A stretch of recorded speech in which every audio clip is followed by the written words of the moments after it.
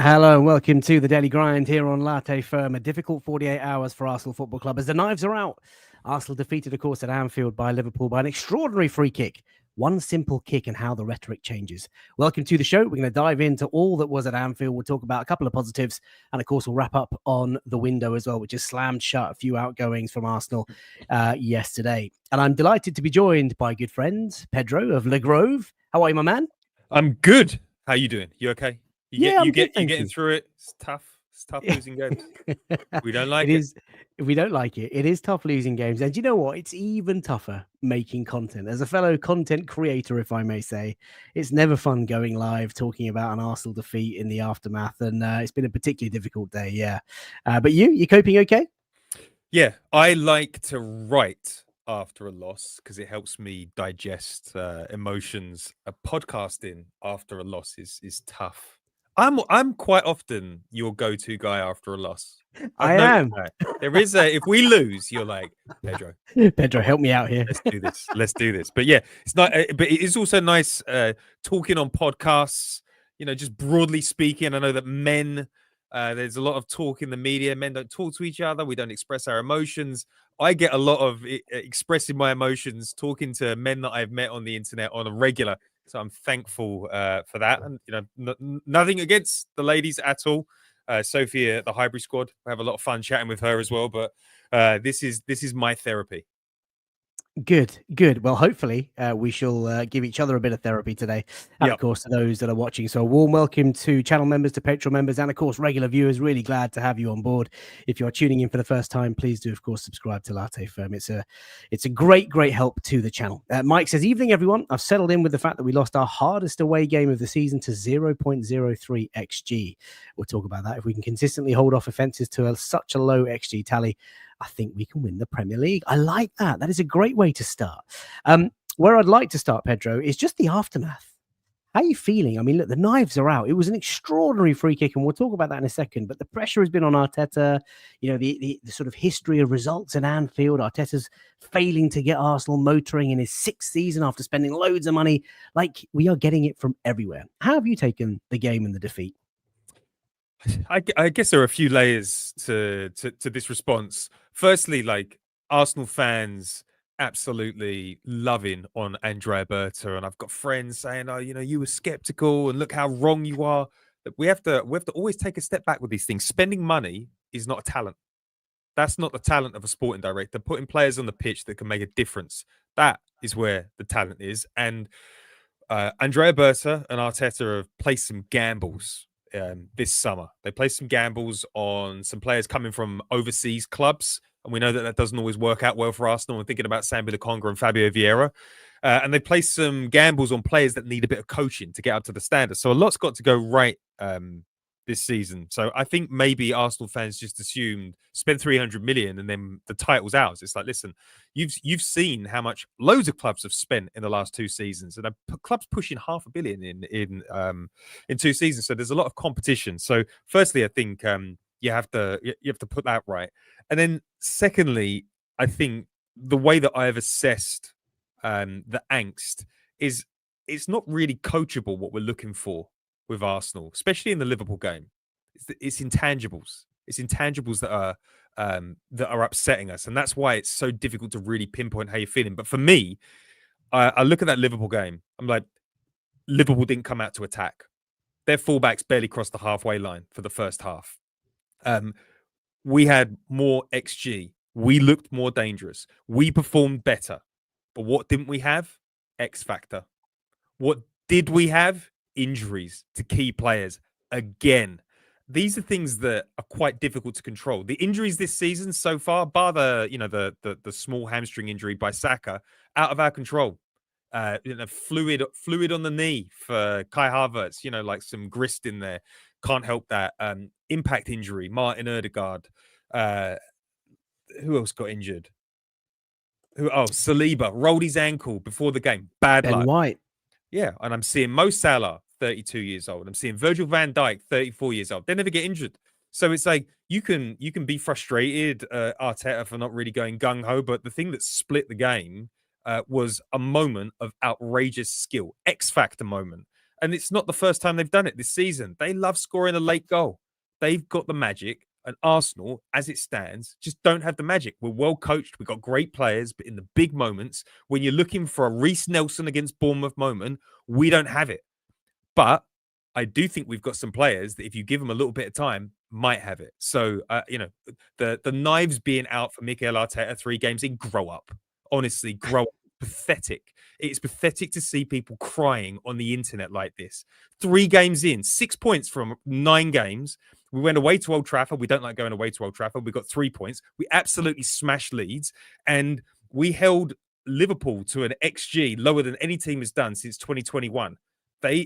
Even Arne Slot came out. He said, play that game 10 times. It's 8 draws, 1 win for us, 1 win for them.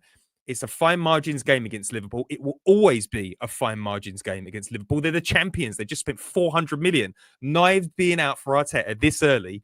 Honestly, Arsenal fans, you forget where we were 5 years ago. Was it 6 years ago we signed Mustafi? Those were the days. Those were the dark days. We would have begged to be at the top table. Now we're at the top table and like, the attacking football isn't quite what I want. It's a real pain to watch. It's really painful to watch, and I'm guilty of it too. I'm like, I want excitement. I want to play like Liverpool. Listen, that's not the team we are. That's not how we're going to win the league this year. And we're 3 games in. Let the players settle. Let's see that bang bang magic go to work, and let's get excited about this Arsenal team. 6 points from 9. If I'd offered you that at the start of the season, I'm pretty sure you'd take it. I'm not going to put words in your mouth, though. It's your podcast. No, listen, I want to reflect on a few things that you said. First of all, the injuries. To go to Anfield without Martin Odegaard, Bukayo Saka, Ben White, William Saliba, Kai Havertz, those 5 have been starters for Arsenal over the last few years. Like, that is insane that we've gone to Anfield, the home of the champions. They deserved to win the championship last season. Cannot disagree with that. But to go there, your heart sinks. So we've dealt with that, I guess. The game itself, Pedro, was such a good game of football. Not for the neutral, but hear me out. I thought Arsenal were really impressive in that first half. We've gone to Anfield over the years, just completely, pulled our pants down, bent over the table, and just let them do whatever they wanted to do to us. And for us, I thought it was a really mature performance.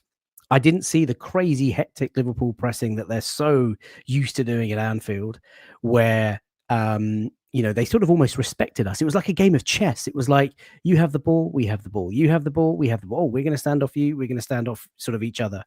And I thought that first half was really good football. And maybe even to Mikel Arteta's surprise, because he went with that sort of flat through in midfield. And my one biggest thing is that we just have not got that effectiveness on the left side. We'll talk about Martinelli, but I thought Mikel Arteta could have either been a little bit bolder with his selection and gone for Eza at the start, or potentially an unfit Odegaard, of course. He only got 20 minutes to skipper. And, I felt, even if he didn't start that, he could have done that at half time, because we were just so good. We were so on top. Liverpool changed things in the second half. They were a bit more direct through the central areas. Van Dijk with a couple of passes. Obviously, the goal disallowed. I think Van Dijk played a ball through to Szoboszlai first. The second goal, which came, of course, from the free kick, the goal that stood, which came from the free kick, was a through ball from Van Dijk, I think, to Curtis Jones, like straight through the middle. And all of a sudden, we just, we sort of wait until 70 minutes to kind of adapt. And that was that. And I think the game was really, really good. 2 teams respecting each other, going toe to toe in a game of chess. And I think on another day, it is a draw and no one talks about it. And it's a good result for Arsenal, a good result for Liverpool, but it was an extraordinary free kick. So late in the game. I think the point you make, the biggest piece of criticism that I would level at Arteta, he talks about bravery a lot, and we were really on top, I thought, for the first half. I thought we came out pretty strong. Is why wait till 70 minutes? If you want to be brave, let's see Eza and Odegaard on 55 minutes. Martinelli was not having a great game going forward. Marino was not offering us anything from attacking perspective. And it's like, there are weaknesses in this side. Kirkes is scared of Madueke. I think that we were asking questions of Szoboszlai, and it's like, put your creators on. Let's create something for Gyökeres. Let's create something for Dalman. And then Eze comes on and he misses that chance. And it's like, well, maybe if he had 15 minutes to warm into that situation, maybe he would have taken that first time. So I think it's like, Arteta is he's a safety first manager. He's more Mourinho than Arsene Wenger, and that has good points and it has bad points. And in that game, it's like sometimes I think he forgets. yes, it was a 2% chance, but Liverpool are loaded with players that can score from 2% chances. And if you try and play for that draw, you've always got to be on the lookout for something special. And it's just such a shame that Liverpool always have that something special, and we're not quite there now. We're not. We're not. Right now. Lots of lovely messages in the chat, by the way. Alison, welcome to the show. Thank you for this. Wow, great to hear some positivity. I mean, look, you've got to reflect on what you see, and I do think, genuinely, sincerely, I thought we played really well on Sunday, and I think if that free kick doesn't go in, we're actually talking about a really good point for us on the road, and the rhetoric shouldn't change. It was an extraordinary moment to break the deadlock, between two juggernauts going head to head, respecting each other, and it's as deep as that. What I do want to talk about, as you sort of mention it, Martinelli, really contrasting opinions across the fan base. Where do you sit on him? Obviously not his best day out on Sunday. Shocked that he's still at the club, to be honest. I don't understand. He's basically been relegated to fourth choice on the left-hand side. Like, from people that I've spoken to that work in the game are suggesting that Arteta was probably thinking that if we don't have Martinelli on the pitch, there's no muscle memory for playing against Liverpool. So you've got somebody that's good at tracking Salah. He causes them problems. Liverpool were definitely scared of him in the first half. I think Gravenberch came out and said, like, Szoboszlai wasn't moving forward because he was too worried about Martinelli. He really is the sort of one pace merchant that we've got out on the left. But it's the same old story with him. He does the defensive work so well. But he gets 170 grand a week. He's not a threat in the final third, unfortunately. He's a threat conceptually, but I don't know about you, but when he's running at a player 1v1, I've got no faith that he's going to make the right decision. His head's down. He doesn't look confident. He's ashen faced at the moment. Like he's just got bad news. He's got that kind of look in his eye. I think he knows that this is probably his last season at Arsenal. And now Eze's here. Trossard got that pay rise. I don't see a bright future there. I mean, the fact that Madueke started first game of the season out on the left and Martinelli didn't come onto the pitch, it felt like a bit of a miss for me, because I don't think we're going to see Martinelli a lot for the rest of the season. I feel like he's a bit of a waste. He's more likely to play as a 9. And then you bring Eze on and he's a completely different player. Teams never played with him before. Like, you're not going to have good pathways or connections with players. That's going to take him 10 or so games to come. But yeah, Martinelli, like, I want him to be so good because he loves Arsenal and he's such a hard worker, and you want him to be good, but it's just okay. It feels like he should have gone on loan to Atletico Madrid or somewhere like that and gone to La Liga and ripped it up there. I'm going to go against the grain on Gabby Martinelli, and those of you that have been watching this channel for a while will know that I've always had a soft spot for him. But I think at just 24, he just turned 24, right, in June. I think a few weeks back. I still think there's a good player in there, and I think it's down to Mikel Arteta, Pete, to get the best out of him. Yeah, I hear what you're saying. When he's got the ball at his feet and he's dribbling at his fullback, he often just runs towards sort of, away from goal, towards the corner flag, and he does look sort of void of ideas, bereft of confidence. And I feel that Arteta needs to tweak the system to play him into space where he doesn't have to think about the ball and play on instinct. A bit like he did at the Bernabeu. Remember that sort of when he ran through in that Marino pass, and he's not thinking, he's just playing it purely instinctively. He's a great finisher. He can be very, very good in the final third. And to be fair, Anfield is a ground that and Liverpool are a team that he loves playing against. So I understood why he started on Sunday. He gets space. And what was most disappointing, though, is that Dominic Szoboszlai is a fantastic footballer. You don't expect him to put in that kind of shift at right back. He made it look easy, and that's probably my biggest disappointment. But then when you've got Marino, Rice, and Zubimendi as that sort of flat 3, and you've got Martinelli pinned up against Szoboszlai, you've got Victor Gyökeres trying to sort of bounce in between the defenders, and I don't mean that in a nasty way. And then what he was doing. I know. And then you got Madueke, who looked really impressive. Yeah. There's no supply to any of them. And Madueke did really well. And of course, without William Saliba playing at centre-back, who loves to play that ball down the right-hand side for sacks. Like, it was a difficult day out, but I'm sympathetic towards Martinelli. He's not helping himself, but Arteta's not helping him either, Pedro. I just think he might have aged out of the Arteta system. You remember where, like, Kieran Tierney joined Arsenal and you're like, that's what Arsenal need. And then we replaced him with Zinchenko and you're like, oh, that's what we need. And then we replace Zinchenko with Calafiori and MLS. And you're like, I just wonder whether Martinelli has perhaps come to the end of his time at Arsenal. And he just hasn't developed. But He is only 24 and he's here for the next 5 months, and Arsenal get injuries for fun. So wouldn't surprise me if he did end up getting a lot of injuries just by, the luck gods and how they treat our forward line.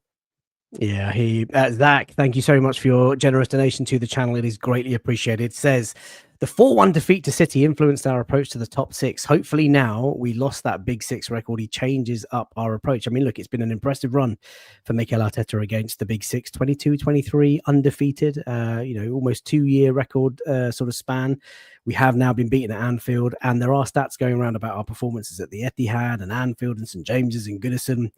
So we've got to work on that. But Zach, appreciate the point and appreciate your donation. Just on Eze, the substitutions that Mikel Arteta made, one or two of you have said in the chat that Arteta should have been bolder, should have made it maybe sooner. For me, as I said a few moments ago, I'd have loved to have seen the substitution at halftime. I think Martinelli was having a really tough first half. It couldn't have been any worse. And Eze, let's not forget, I know he's new to Arsenal, but he's been playing pre-season. He's been playing for Palace. He had a fantastic end to last season. There's no reason why he couldn't have played really well for Arsenal. Yeah, I totally agree with you. He should have come on earlier. Like he's a big aura player. Like he looks bigger on the pitch than he actually is. And that game lacked an unlock from Arsenal. That lacked somebody that was spectacular with a proven track record of doing big things in big games.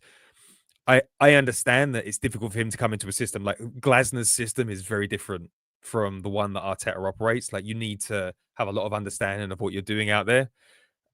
And it was a shame because I thought when he came on, like just that little that little flick that he did down by the touchline where he managed to craft himself some space, accidentally finds himself bearing down on goal, and he fluffs his lines a little bit. Like he looked dangerous. He is going to be dangerous for Arsenal. It's the one shame of the game for me. It's like I thought Liverpool there for the taking, and Arteta didn't want to risk it because he's risk averse. You can kind of see it. It's like, listen, he's thinking 7 points out of that opening 9 points that we've had. That would be spectacular. And he learned. Did he learn his lesson there though? Did Arteta learn a lesson? I don't know. It just the lesson is that someone's going to do something magic. One time it's us, one time it's them. I don't know whether you can account for that sort of craziness in the game. No, you can't. I think, like I say, my closing thoughts are it's just a tight game of chess, and it was a moment of extraordinary brilliance that kind of broke the deadlock, and that is just the way that it is. I don't think you need to look any deeper. I don't think I think if you rewatch the game, you will see that Arsenal were really impressive on the ball, and Liverpool showed so much respect to us because they know we're good. A couple of chats here from channel members. V Vlad says, have to disagree. FK can't blame Arteta's structure on him messing up the basics. That is, of course, Gabby Martinelli and Peter going hard. FK, that's copium, man. Martinelli did not improve under Arteta in 5 years, and we cannot modify entire game plans to fit him. I can't challenge that. You're right. Look, he hasn't improved. He's been there long enough under Mikel, and he doesn't seem to be doing the basics. This conversation is going to rumble on. Let's not be too negative. Let's pick up a couple of positives before we sort of round up the window and your thoughts on the title race. William Saliba, obviously, getting injured in the warm-up and then, of course, hobbling off after just, 4 minutes on the clock, I think it was. That just chucks Mikel Arteta's game plan out the window. That then brings a nervousness around the Arsenal squad because we know how good Saliba is, and it may bring out a little bit of excitement and encouragement for Liverpool, who know that Saliba is a monster of a defender. But this kid, Christian Mosquera, signed obviously over the summer, 13-14 million pounds from Valencia. What a performance, Pedro. Unbelievable performance. I mean, I was writing the end of game match post after 4 minutes when Saliba went down. I was like, this is done. This is a loss. Arsenal picking up another injury, ruining another away game against Liverpool. And I wasn't sure what we were going to get. Like he's got to adapt to a new pace. He's only 21 years old. He's got to adapt to the strength of the league. And he came on like he'd been with us for 5 years. I mean, that was such a mature performance. And what I loved about it the most is he didn't start great. There was some errant passes. There was some poor positioning in the opening sort of 10 minutes of it. But he got over it very quickly. He didn't let the misplaced passes dent his game or his approach. And he just got better and better and better. And by the end, you're like, who didn't I think about for 80 minutes? Mosquera. Didn't think about him. He just slipped in. similar performance to Gabriel, just a really good, solid performance. And that gets me really excited because Arteta probably wouldn't have played him that much if it wasn't for Saliba going down. But now he's a viable option. I want to see him playing against the Sunderlands. I want to see him coming in and giving William Saliba a breather after international break. Like, what a talent. What an exciting talent. And we picked him up for 15 million. We went for Dean Huijsen for 52 million and we get this guy for 15 million. Could this be bargain of the summer? I think so. I thought you were going to say, could this be a better player than Dean Huijsen? Maybe, who knows in time. But yeah, what a player. And for the boy, he would have, his mindset would have been focused. Like, I'm on the bench today, probably not going to get any game time because Saliba and Gabriel are there. All of a sudden, he didn't even have time in the dressing room to kind of focus and listen in on maybe the instructions from the gaffer. Like, he's just, right, get on the pitch, 4 minutes in. He's probably not even warmed up properly. His adrenaline must have been going through like all sorts of craziness. He must have been excited, but also nervous, start filling in for William Saliba. What a performance. Really, really encouraging to see. D-Day Spring says Mosquera is an ultra bargain. Well done to Don Berta as well. He's getting a lot of praise. Donald, welcome to the show. Mosquera is sublime. He's Saliba's replacement in any worst case scenario. Of course, William Saliba, the contract is being worked on. Let's not talk about that. Let's not talk about it, but I'm hearing positive things. We shall see. Yeah. Let's talk about Ricardo Calafiori, because that is Mo Salah's shot chart from Sunday, courtesy of Optra and I've never seen anything like it from Mo Salah. One shot. He wasn't at his best. I can't say it's all down to Calafiori, but wow, what a player he is when he's fit. Yeah, he's. We have to enjoy every minute of Calafiori because you're never that far away from 2 months out with some weird injury. He is a very, very injury-prone boy, but what a player! What a technician! What a beast! He is massive. He is absolutely massive, and he's so unique. I've never seen a defender like him. And I don't know about you. What do you like about him so much? I love a player that big that can move defenders. I love the way that he roams into attack. I love his passing. I love his bravery. I didn't think I loved his defending, and I didn't think I loved his pace, but he seems to have stepped up a level. Like he looks bigger, sharper, faster. I wanted MLS to start this game. I was thinking MLS 1v1 against Mo Salah. That's the obvious choice. We've seen Calafiori get cooked too many times before, but he reads the game so well, and he's just dangerous. He's dangerous wherever he pops up in the pitch. And to put in a performance like that against Mo Salah, my hope is that Mo Salah has got his 2-year deal and that we're going to see a little decline in his performances. Now he's got what he wants. He's got his little retirement contract. He's going to have an Aubameyang dip and he's going to fall physically. But listen, Mo Salah is one of the best players in the world in 2025. He should win the Ballon d'Or. And Calafiori kept him quiet.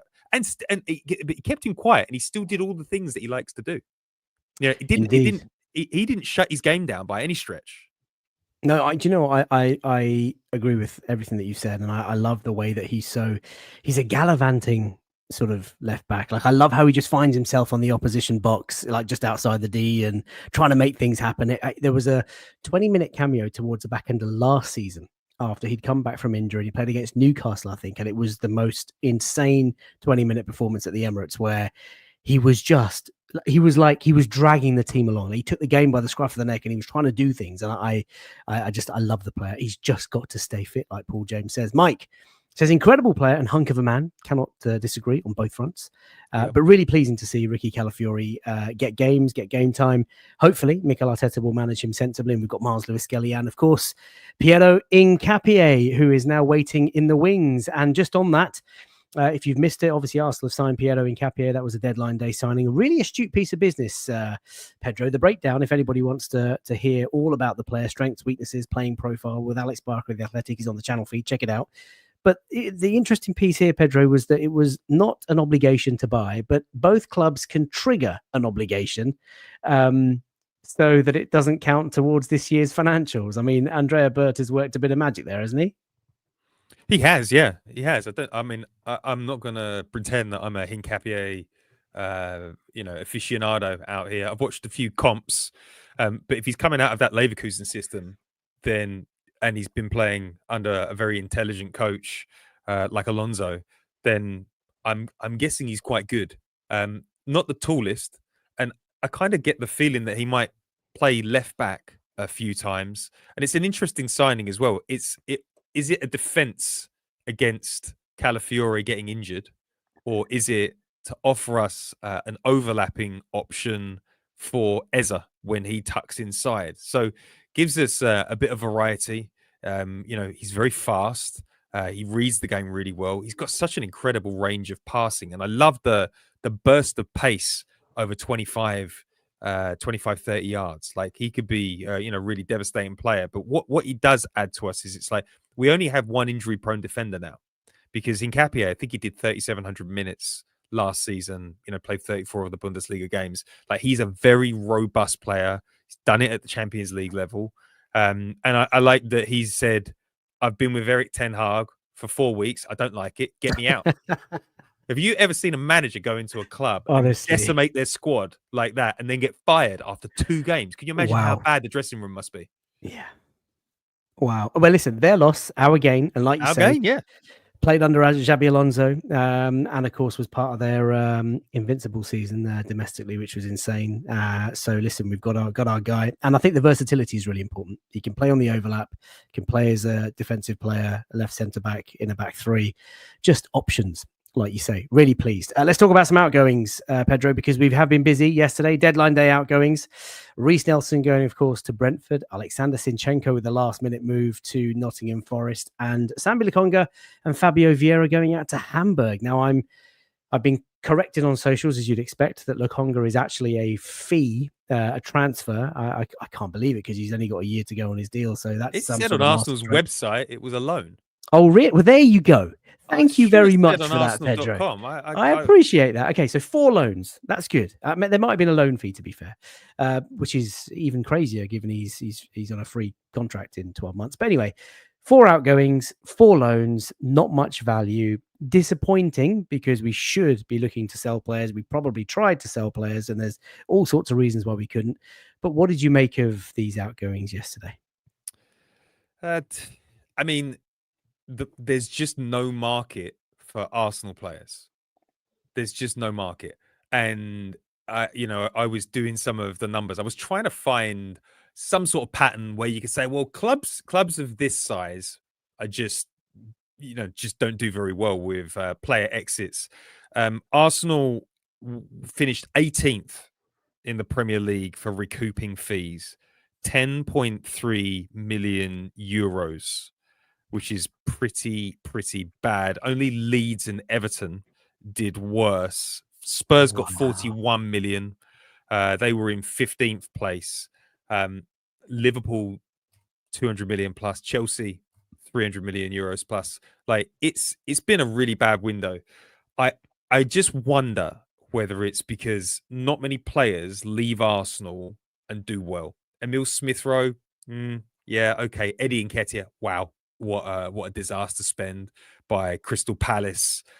It's difficult to think of any players that have left Arsenal and they've really banged. Whereas Man City, they sell a lot of very, very young players because they buy the best young players. And then they go on to Celtic for 4 million. Celtic sell him to Leverkusen for 40 million. Then he leaves Leverkusen for 60 million. You buy in a young Man City player, they're probably going to do all right. What's the best that Arsenal have done? Amari Hutchinson. Not sure that I really rate Amari too much. Balogun, one season wonder, once we sold him for 38 million euros or whatever the fee was, didn't really work out. And I know Reiss Nelson wants the free transfer. That's why he's not going to take a move anywhere else. Zinchenko wants to stay at Arsenal for as long as that 170,000 a week contract runs because he won't get it again. Lokonga and Vieira, I mean, Vieira's injured all the time. Lokonga's injured all the time. Decent players, not great players. And I think the reality of our window, if you're slagging us off for not being able to sell players, just be thankful that we're not selling any crown jewels, because that's what Liverpool had to do when they were building back. Remember when they sold Coutinho? So we're still, season 6 under Arteta, and we haven't sold anyone that really, really hurt. So, and if the ownership group are going to say, hey, we'll do a 300 million euro net spend and we don't care about sales, who cares? I don't care. I'm not a shareholder. Stakeholder, not a shareholder. Fair dues. So let's wrap up the window then. So those four have obviously left the club. This is how our squad depth looks, which is really exciting on the right-hand side. I mean, first of all, two things, Pedro. Firstly, unprecedented summer of incoming activity. There you can see our 8 shiny new signings with, of course, Pedro and Capio from yesterday. The image on the right-hand side shows you our squad depth, and I've never seen anything like it at Arsenal. 2 top players at least in every position. I mean, it's as good as we could have asked for at the start of the summer. We'll talk about Liverpool in a second and what your thoughts are on the title race to kind of close the show. But I mean, what an incredible summer. I don't think I could have done any better, even on Football Manager, with 250, 270 million pounds, whatever it is that we've spent. I think you have to look at the club from a strategy perspective. What was the strategy this summer? It was firstly looking at what has downed us for the last 3 seasons. Injuries. What underlies the injuries? Arteta's training methods, 100%. Not having enough quality, but not having enough depth. So it was like, we are going to sacrifice a bit of quality to ensure that we have depth in every single position. And me and you, similar age, we will never have seen a squad like this. I have never in my entire life gone into a season and said, no new players. We don't need any new players. If we sign new players, it's going to cause squad problems. That's how deep our squad is right now. So we have, this is a 10 out of 10 window for depth. I would say it's a 7.5 on quality. And people won't like that. But I think Martin Zubimendi and Eza are our hero signings, without a doubt. Madueke looks really good, but we've got to see that output. And Gyökeres looks quite limited. Looks like a limited striker to me, but he's a goal scorer, and the club has got to learn how to play with somebody that isn't going to create his own chances. I think once we start feeding him, he's going to score goals. Norgard, yeah, okay, I'm not going to get too excited. Hincapié, don't really know. Mosquera, great young player. Kepa solves our backup goalkeeper. Like, the quality isn't quite where some other clubs are, in my opinion, but we've got depth, and we already had a starting 11 that could get to the semi-finals of the Champions League, could finish second 3 times in a row. I don't think, we just need players to come in that when we get injuries, that doesn't down us. And, we had a good game against Liverpool, so I'm very happy with the window. I just think quality is the question, because there needs to be a jump in some of these players for this to be like a 9 out of 10 summer for me. But mate, you know what? You make a really good point, which kind of just reinforces why I feel so comfortable about this window. You said we have a first 11 that is capable of getting to the last 4 of the Champions League, right? We know last season we fell short because of injuries to key players. We know that we didn't have the squad depth that, to sort of call upon from off the bench in really games that we were chasing equalizers or chasing wins, particularly at that tail end of the season. We know that we drew 14 times in the Premier League last season, right? When you think about that and you think about these 8 additions, what I see on screen, there is more than enough from those 8 that will help convert 14 of those draws into at least 4 or 5 wins. And that's the difference. And then also, when you get to the latter end of the domestic cups, but also Champions League, you want to not look at your bench, Ped, and think, I've got, Setford and Neto as my 2 goalkeepers. I've got a couple of academy players who I can't remember the names of. Double-barreled Highlanders. Double-barrel, yeah. Butler or Oyedeji is one of them. Got 2 or 3 left backs, and I've got Raheem Sterling. I'm exaggerating, of course, but it was that bad last year. Yeah, I can remember that once or twice for sure. Who are you?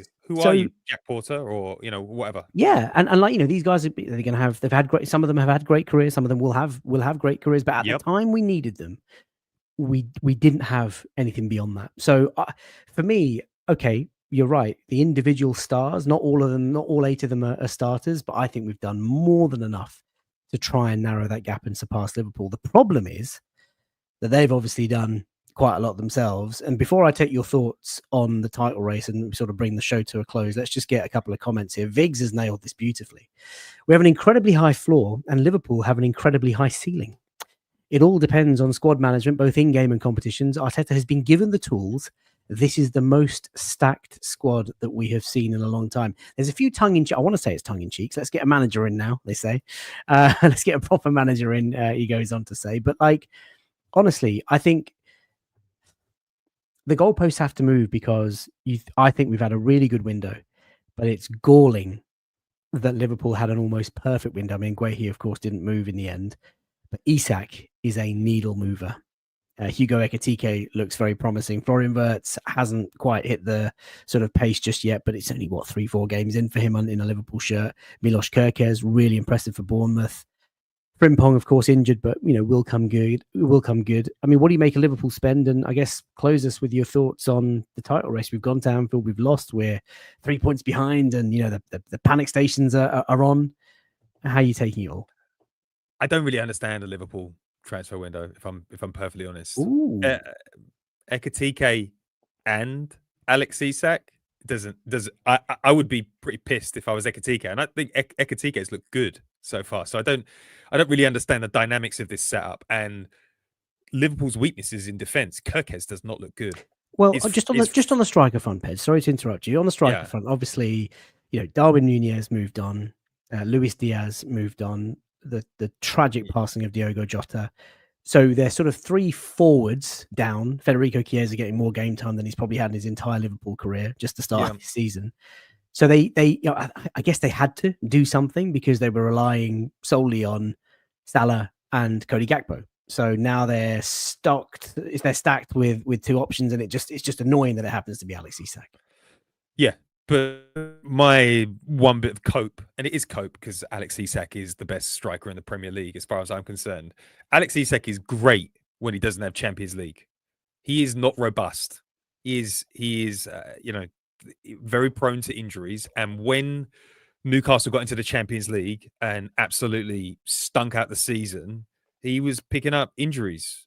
And I just wonder, is he a 3 games a week kind of striker?